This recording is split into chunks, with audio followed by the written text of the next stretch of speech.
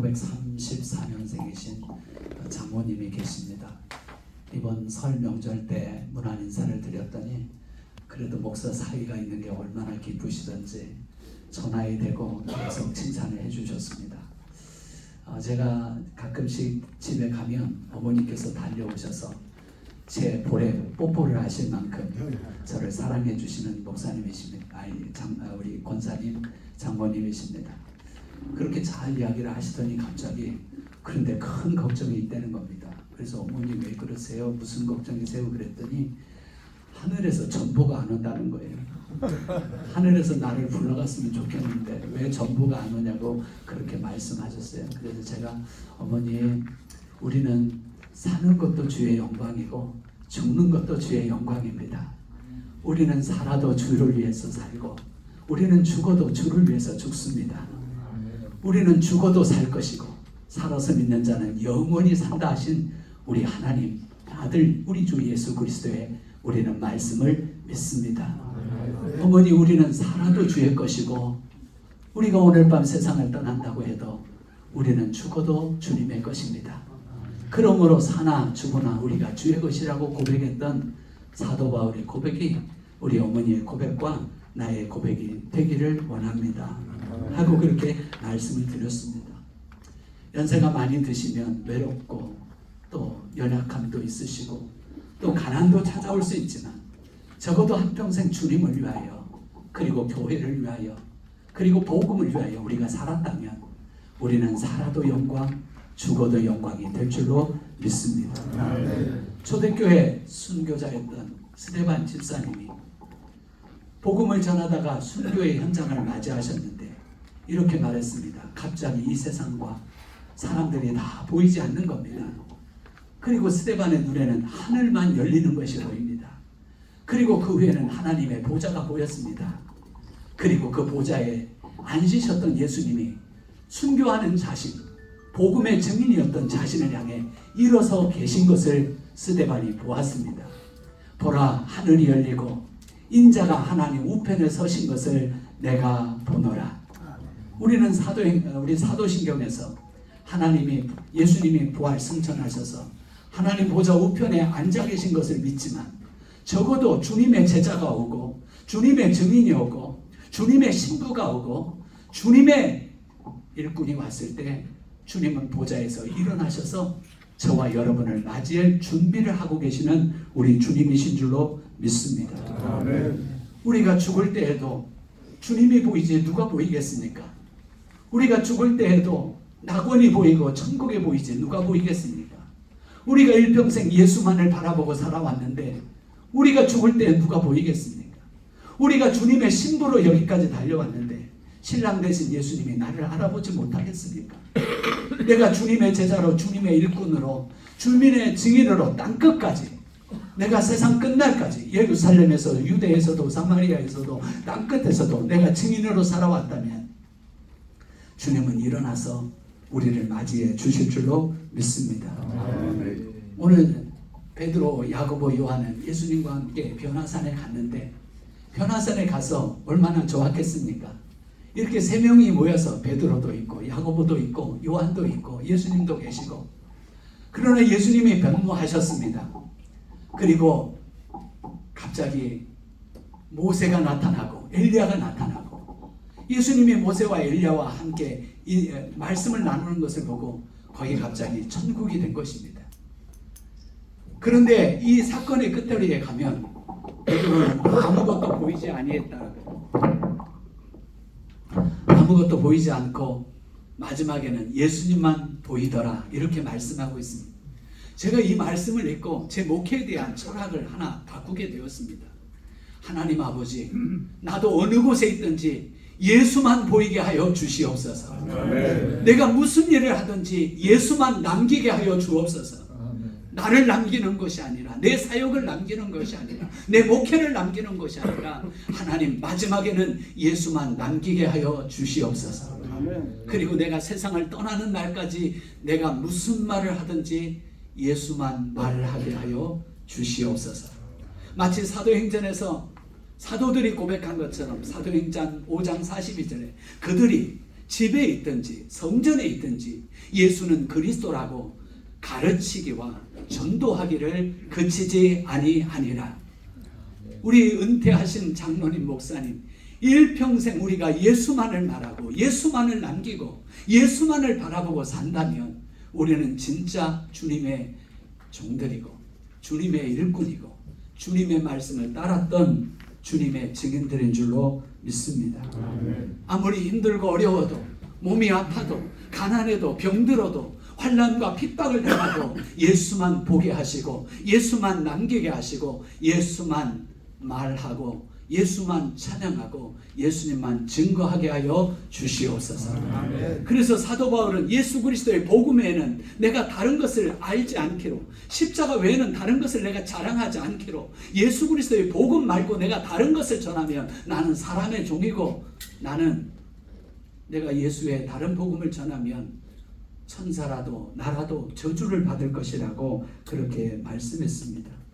한평생 멋지게 살아오셨는데, 그리고 귀하게 은퇴하시고 어른으로, 노인이 아닌 어른으로 살아계시는 우리 모든 우리 장로님 목사님들께서 최후의 승리자들로 예수님만 보이는 귀한 삶을 살아가게 되시기를 예수님의 이름으로 축복합니다. 아멘. 이태리에 가면 로미오와 줄리엣의 이야기가 있는데 그 이야기보다 더 감동적인 이야기가 우리 조선에 있었습니다. 춘향전이라고. 여러분, 남원에 가면 아주 이쁜 기생이 하나 살고 있었는데 그녀의 이름이 참 예쁜 이름입니다. 달을 품은 매화라고 해서 월매라고 하는 겁니다. 이 월매가 있었는데 제가 우리 미래비전교회에 부임했는데 세상에 김월매 권사님이 계셔서 깜짝 놀랐습니다. 그런데 그 김월매가 아니라 그 월매라는 기생을 좋아하는 성참만 나리 성안이라고 하는 사람이 있었습니다. 그리고 두 분 사이에 사랑해서 딸이 하나 태어났는데 봄에 꽃 같은 향기를 가진 딸이다 그래서 춘향이라고 이름을 했습니다. 춘향이는 자기 아버지 성참판 나리의 지혜를 본받고 어머니의 미모를 본받아 가지고 남원 동네에 있는 그 부잣집 양반집 자제들이 다 춘향이를 좋아하고 춘향이를 사랑하는 겁니다. 그런데 춘향이는 어떤 남자에게도 눈길을 주지 않는 겁니다. 이몽룡이라고 하는 아주 유능한 인재가 있었지만 춘향이는 늘 거절을 합니다. 그래서 이몽룡은 마지막으로 시를 하나 써서 춘향이에게 보냅니다.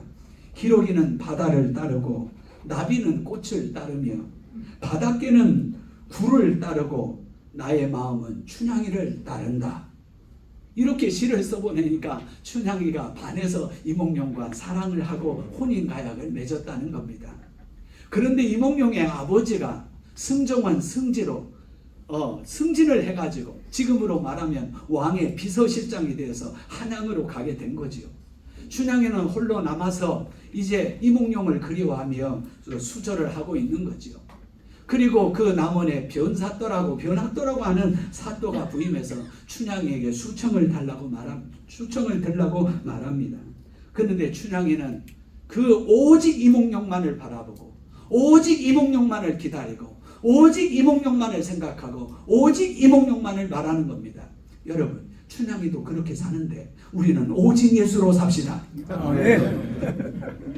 그래서 춘향이가 감옥에 가는 겁니다. 곤장을 맞는 겁니다. 그래서 곤장을 하나 때리면 곤장 하나요 하면 춘향이가 이렇게 대답했답니다. 한 지압이 섬기는 일편단심은 변하지 않습니다. 곤장 둘이요 이 매를 맞고 죽어도 이몽룡을 나는 못 잊겠소 라고 말합니다. 곤장 셋이요 하면 삼생의 부부인연 깨트릴 수가 없습니다. 곤장 넷이요 사대부 사또님 내 사지를 남은 고을에 걸어도 내 마음은 변함이 없습니다 라고 말했답니다. 그리고 감옥에서 이 고통을 당하고 있는데 한양에 갔던 이몽룡은 창원에서 급제하여 마침 전라도에 암행어사로 파견이 됩니다. 변사또는 잔치를 하면서 흥을 돋구고 있는데 이 이몽룡이 암행어사로 와서 음식을 먹는 겁니다. 그 변사또는 암행어사인 이몽룡을 몰라보고 네가 좀 공부 좀 한 사람 같은데 시를 하나 지어보라고 하면서 어려운 글자 두 글자를 주었습니다. 높을 고자에 기름 고자를 주었습니다. 그 두 글자를 가지고 이몽룡이 시를 졌습니다. 항아리의 술은 백성들의 흘린 피요 잔치상의 안주는 백성들을 쥐어짠 기름이로다. 잔치상에 촛농 떨어질 때 백성들의 눈물 떨어지고 잔치상에 노랫소리 높아갈 때 백성들의 원망소리 높아가야 한다. 그리고 암행어사 7도야 하지 않습니까? 그리고 춘향이를 만나서 둘이 행복하게 살았다는 우리 춘향전 소설이 있습니다. 사랑하는 여러분, 한 여인도 한 번 맺은 언약으로 그 남편을 사랑하며 남편을 기다리는데 우리와 영원한 언약을 맺으신, 그리고 우리를 기다리고 계시는 신랑 되신 예수님, 장차 구름 타고 공중에 다시 오실 예수님, 우리는 그 주님을 바라보고 그 주님을 말하고 그 주님을 찬양하고 그 주님 예수 그리스도의 말씀과 믿음을 남기고 이어갈 수 있기를 예수님의 이름으로 축복합니다. 아멘. 말씀 뵙겠습니다. 오늘 아침 새벽기도 하는데 오늘 여기 와야 되는데 하나님 말씀, 이 말씀 전하고 싶은 마음을 하나님이 주셨습니다. 오늘 예수님께서 우리를 가르쳐서 너희는 세상의 소금이라 그랬습니다. 나이가 들든지 젊든지 이제 막 예수를 믿었든지 너희는 세상의 소금이라고 말했습니다. 소금의 기본이 뭡니까? 소금의 정체성, 소금의 아이덴티티, 소금이 가지고 있는 가장 핵심이 뭡니까?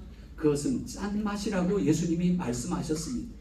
학교 다닐 때 공부해 보셨으면 소금은 NaCl이라고 염소와 나트륨으로 되어 있다라고 말합니다. 그런데 나트륨이 빠지면 염소만 남습니다. 염소는 독입니다. 소금에서 짠맛을 잃어버리면 그건 더 이상 소금이 아닌 거지요. 더 이상 소금이 아닐 뿐만 아니라 독이 되는 겁니다. 생각했습니다. 주님이 내게 주신 말씀이었습니다.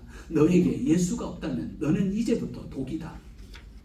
너에게 예수가 빠졌다면 너는 짠맛을 잃은 소금처럼 살 것이다. 그리고 그 소금은 밖에 버려질 것이고 사람들은 그 소금을 짓밟고 다닐 것이다 라고 말합니다.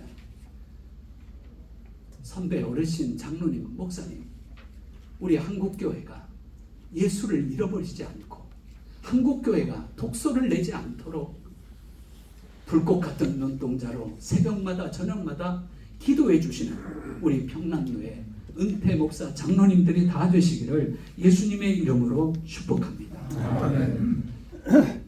민수기 18장 19절과 13장 15절에 열왕기하서 13장 15절에 이 소금을 가리켜서 소금 언약이라고 할 때 하나님의 말씀을 소금 언약이라고 표현했습니다.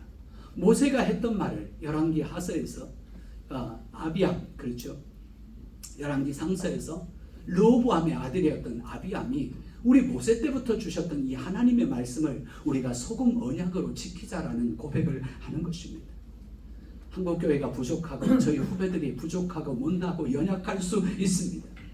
그러나 우리 선배 장로님 목사님들께서 이 소금 언약과 같은 말씀으로 가르쳐 주시고 짠맛을 잃어버리지 않고 우리의 목회에 독소가 나오지 않도록 야곱이 말했던 하나님도 잃어버리고 야곱이 빼앗고 그 얻었던 재산만으로는 피냄새밖에 나지 않지 않습니까? 그런 냄새가 아닌 예수의 향기가 나고 예수의 생명이 되고 하나님 그리스도의 편지가 될 수 있도록 우리 후배들과 그리고 우리 한국교회를 위해서 은퇴하신 우리 목사님 장로님들이 그렇게 소금과 같은 역할로 지켜주시고 가르쳐주시고 도와주시며 기도하시며 최후의 승리자로 하나님 앞에 서게 되시기를 예수님의 이름으로 축복합니다. 아멘. 사랑이신 하나님, 오직 예수만 보이게 하옵소서. 아멘. 우리가 무슨 일을 해도 예수만 남기게 하여 주시옵소서. 우리가 무슨 말을 하든지 어디에서 있든지 예수는 그리스도라고, 주는 그리스도시요 살아계신 하나님의 아들이라고 선포하고 기도하고 증거하는 우리 모두 다 되게 하여 주시옵소서. 한평생 목회와 교회를 잘 사역을 마무리하신 존경하는 장로님, 목사님들을 기억해 주셔서 평생 평안으로 함께하여 주옵시고 주님께서 평생 강건함으로 함께하여 주시고 평생 언약의 소금의 말씀으로 우리 후배들을 위해서 기도해 주시고 가르쳐 주시고 위로해 주시고 도와주시는 귀한 어른들로 주님 앞에 서게 하여 주옵소서. 감사하며 예수 그리스도의 이름으로 기도하옵나이다.